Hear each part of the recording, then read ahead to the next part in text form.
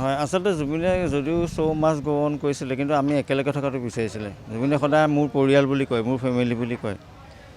কোনোদিন মানে মোক এনেকুৱা মনত নাই মোৰ মিউজিচিয়ান বুলি চিনাকি কৰি দিয়া মনত নাই।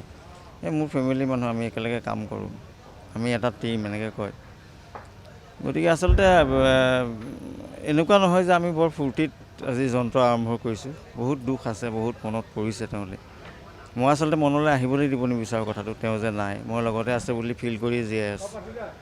কিন্তু আজি মানুহৰ সঁহাৰি আৰু আমাৰ মানে যিখিনি পালোঁ সেইখিনি খুব ভাল লাগিছে। কিন্তু আমি প্ৰথম দিনাখনেই বিহুৰ প্ৰগ্ৰেম হিচাপে যন্ত্ৰ অকণমান হ'লেও সাফল্যমণ্ডিত হৈছোঁ বুলি ভাবিছোঁ, মানুহে ভাল পোৱাৰ কাৰণে।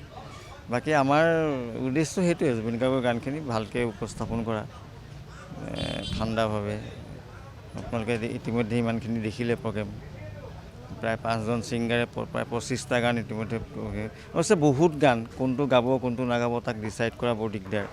গতিকে আমি এনেকৈয়ে কৰি যাম, আপোনালোকৰ মৰম আৰু আশীৰ্বাদ পাম বুলি আশা কৰিছোঁ।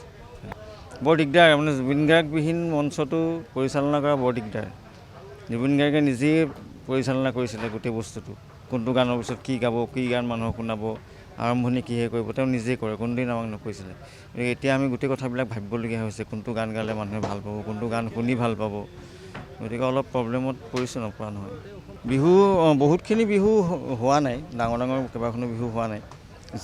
যিবিলাক বিহুত আমি গৈছিলোঁ, জুবিন গাৰ্গৰ সৈতে আমি গৈ পাৰফৰ্ম কৰিছিলোঁ, সেইটো হয়তো অহা বছৰৰ পৰা তেওঁলোকে কৰিব। এইবছৰ জুবিন গাৰ্গৰ স্মৃতিত তেওঁলোকে বাদ দিছে।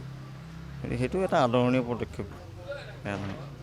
মাৰিছে বাপৰে, সেইটো আৰু সাংঘাতিক। আৰম্ভণি গানটোতে কিবা লাগি যায়, চকু মুদিলে যেন পাহৰি যাওঁ কোনে গাই আছে। গতিকে বৰ দিগদাৰ, লাহে লাহে অভ্যস্ত হ'ম বুলি ভাবিছোঁ আৰু পৰিৱেশৰ লগত, চেষ্টা কৰিছোঁ তেনেকৈ।